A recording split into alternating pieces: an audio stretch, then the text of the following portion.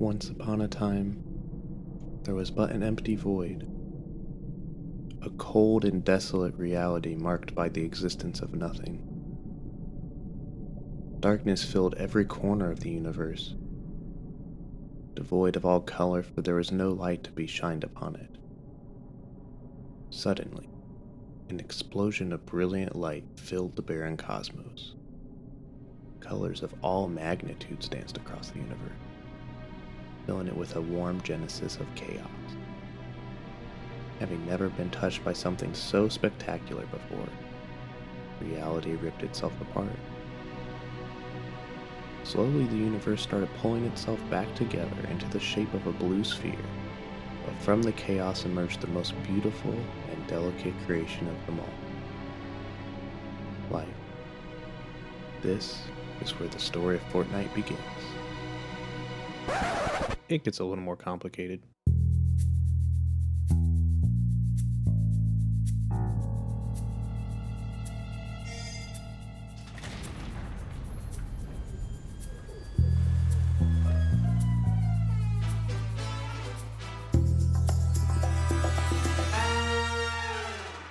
Hey everybody, and welcome back to Multiplayer Vault, brought to you by Baritone Studios. I'm Sky. And I'm Evan. And today we're going to be covering Fortnite. Now, Evan and I have some decent experience with the game. Isn't that right, Evan? Yeah, I mean, I'm terrible at building, but I'm good at every other part of it. Yeah, We all are. It's fine. We're good at the part that's actually fun, which is like the dances and the cool skins. Which is to say that we have money. That's about it. But anyways, let's get right into it. So that big blue orb living out in space that Evan kind of vaguely talked about is called the 0 point. It's the start of all the countless universes and their realities within Fortnite, essentially being the Big Bang within the game's lore. Of all these universes, the most important one you need to know is Reality Zero, the first universe created from the 0 point. Now, every other universe in the 0 point omniverse stems from this reality, allowing for all the crisscrossing of different universes that happens within the game, like, Star Wars or Aliens or Walking Dead being in Fortnite. All that stuff is because of the Omniverse and Reality Zero and the 0 point. Within Reality Zero sits the island, a flat landmass that physically contains the 0 point. Throughout the island sits different biomes and locations from the various universes connected to the 0 point. It's here that the actual Battle Royale part of the game takes place. So, all the whole game of Battle Royale, you land on the island, pick up your stuff, and then you shoot some people and probably die. That's all on the island. murder. Yeah. And so within the game, the actual battle royale itself is called the Loop, and so it's a 22-minute time loop created by the Imagined Order, who we'll get to a little bit later in the episode, that kidnaps about 100 people from different realities and forces them all to fight each other to the death. Fun. Now, within the loop, there's also the storm that the players have to fight out, as well as all the other loopers. And then once one wins, aka one of the players, a snapshot is then taken in their place to fill their vacancy. Canonically, snapshots are the clones that make up all the various skins in the game. So whenever you go into a shop, you are actually just shopping for other people's bodies. Ooh, spooky. It's like Cabin in the Woods. Never seen that movie, and I never will. So now that you kind of have the basics of what's happening within the game, we're going to deep dive even further into the actual lore. So we start before Season 1, actually, when a mysterious organization called the Imagined Order discovers the 0 point, who aren't widely mentioned until around Season 10 or Season X if you're a cool gamer, and don't become a big problem until way down the line. So until we get there, the loopers, or the players, have bigger fish to fry. Season 4 drops a literal bombshell to begin the formal story of Fortnite VR in the form of a comet landing on Dusty Depot, now called Dusty Divot because of the comet. The comet carried with it a capsule holding a helmed figure named the Visitor, whose intentions and origins are unknown to the player for now. With him came a ton of these purplish shards called hop rocks. So, as soon as the comet came down, the government set up a shop around it to monitor and study and, just take a look at all the hop rocks around Dusty Divot. Their cover was to be a film production area, and that allowed them to kind of store, the quote unquote props and hop rocks and other materials within a secret base. A little while later, the comet cracks open and reveals a pod that contains the visitor. The mysterious new helmed face travels to the secret base and launches a huge rocket that was stored supposedly as a movie prop. The rocket soars around the island and creates several tears in Reality Zero called rifts, and it all culminates in this massive rift that begins to suck things from other realities and bring them to the island. Along with the myriad of zany cool stuff from other realities comes a big purple cube the loopers call Kevin the Cube. Kevin begins to roll across the island towards the middle. When it reaches the middle, which is a big old lake called Loot Lake, it dissolves and turns Loot Lake into this bouncy purple sludge puddle. So pretty cool. Season 6, so the next season, has the cube reform and create a vortex above Loot Lake. So the vortex shrouds the island in darkness and spawn these like zombie-like purple guys that haunt the entire island. Loopers are able to defeat this zombie horde just in time for Christmas, leading into Season 7. So let's fast forward through this a bit. Some weird stuff happens. The vortex dies down, and Iceman and Volcano Man do some weird elemental stuff. Muppets treasure Island, and a big dinosaur tries to eat the 0 point or something, but a big robot Catman beats it up. Sounds like the plot of a good Godzilla movie. Yeah. So now in Season 10, things really start to ramp up.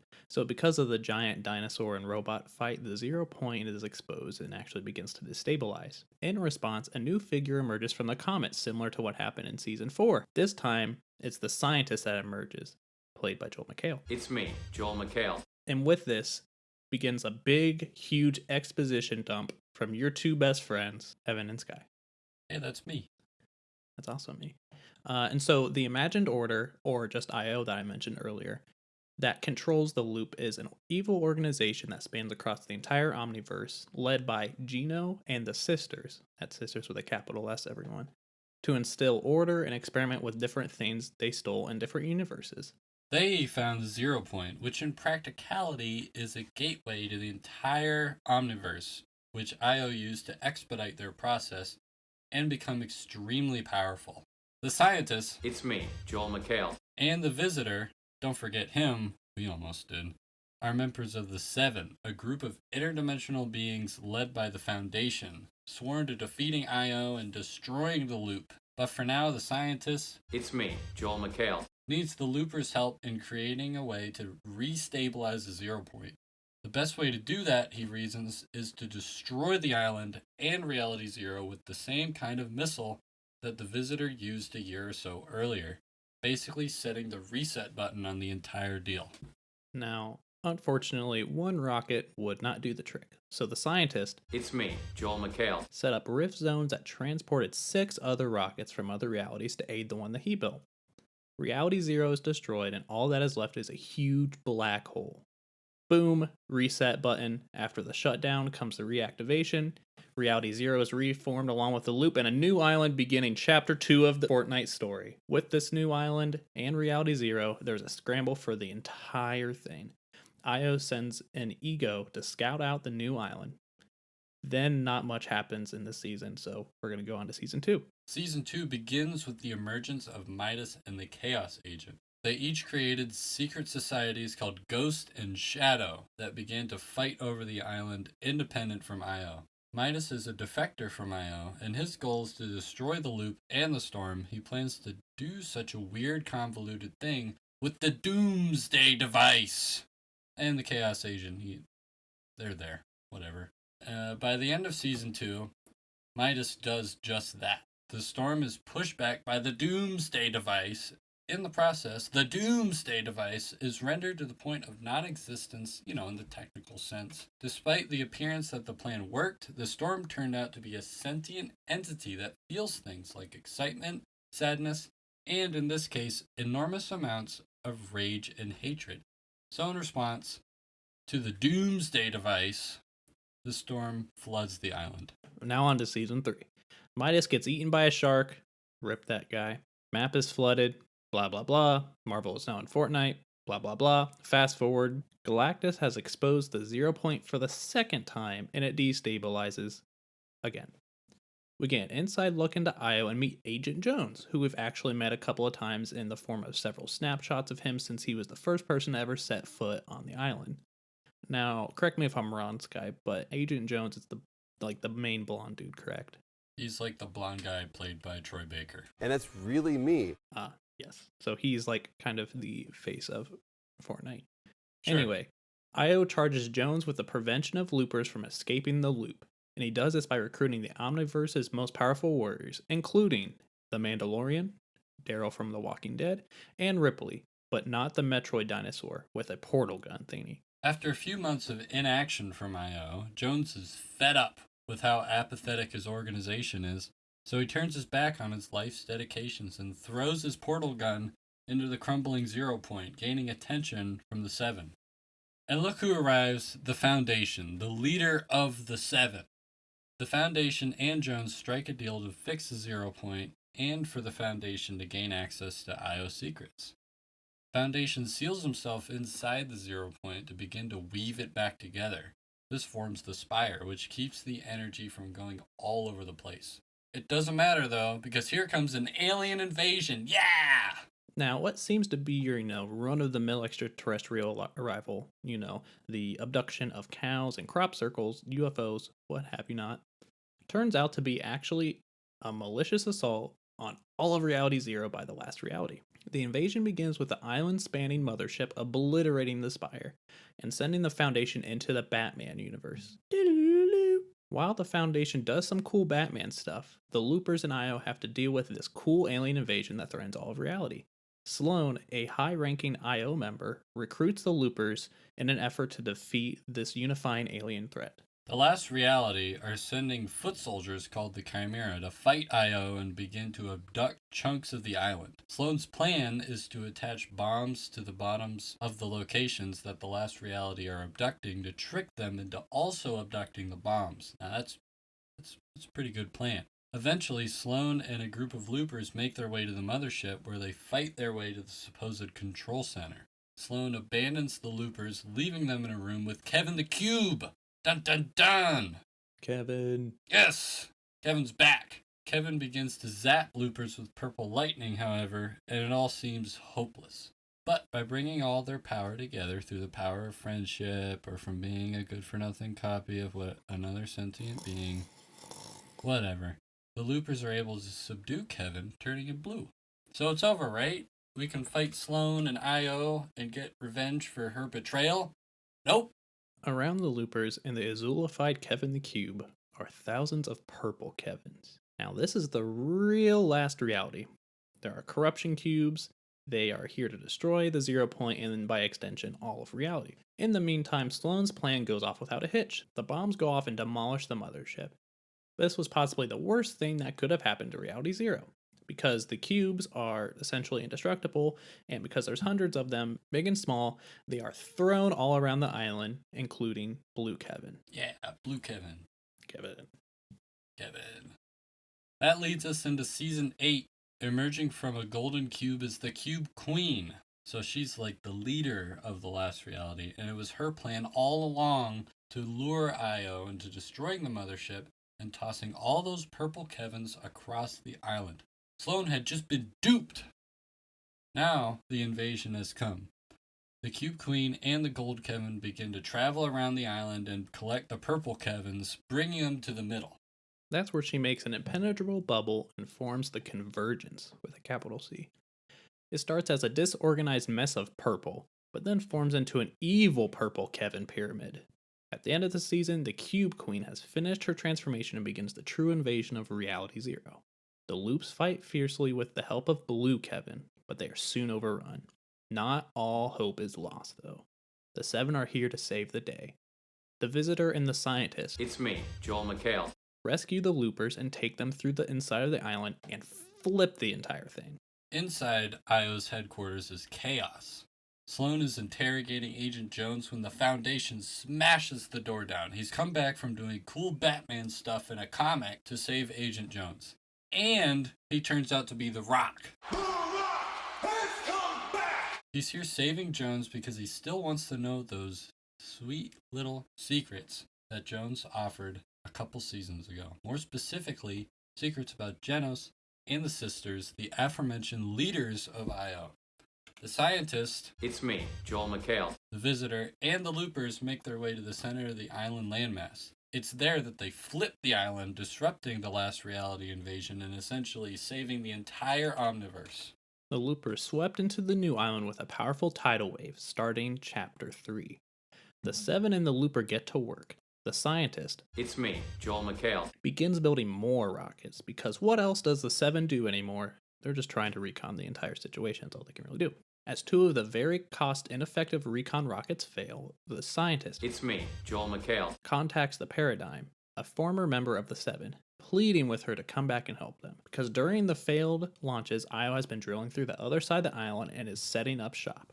After a short while, Io forces outnumber the Seven very handedly, but Io has completely consolidated and mobilized to attack a very unprepared Seven, beginning Season 2.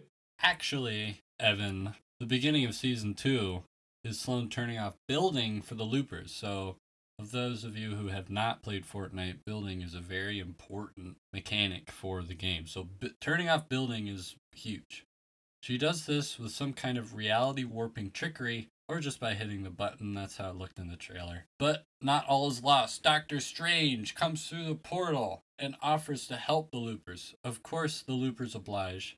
What else are they going to do, right? And the battle is on. Building comes back, and the loopers and the Seven are back in business. Not only that, but now the Paradigm has arrived, along with the Origin, another member of the Seven, and played by Raul Coley, a very underrated actor. Are we gaming? So, the Origin is the former Cube King who defected from the last reality once he realized how evil it was. The Paradigm and the Origin aid in the coordination of the Seven and turn the tides. As of right now, Io is on the retreat. Of course, the story is still ongoing, but that was what we had for Fortnite from about 2018 to April 2022. However, we are not done yet. It's time for the Critics Review by Multiplayer Vault's resident researcher and game critic, Francis. So, Francis. and I quote, I really do think Fortnite succeeds where it fails, as the game itself is a piece of art that speaks to the human condition. There can only be one winner in this game of life, but victory comes at a cost of building barriers between yourself and the world around you. I recommend players jump into their own tilted towers and live their existence as if they'll never respawn. Because of this, I give the game a 7.5 out of 10. Yeah, that was the review of our researcher, Francis. So, What a way with words. very illuminating.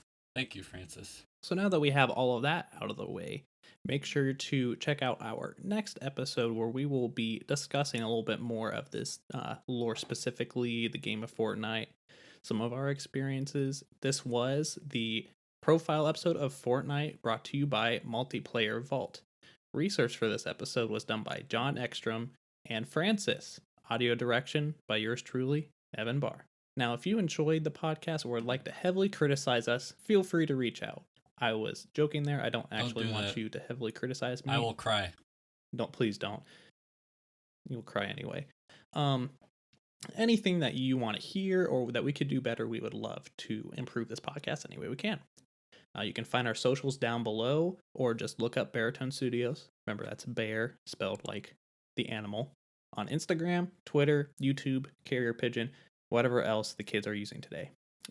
Not TikTok, though. Maybe. Also, make sure to give us a review on whatever your listening platform is. Not only will that help us reach other potential listeners, but it'll also let us know that you enjoy our content and would like to see more. Once again, thank you all for tuning into our episode. I'm Sky. And I'm Evan. And this is Multiplayer Vault. Bye, everybody.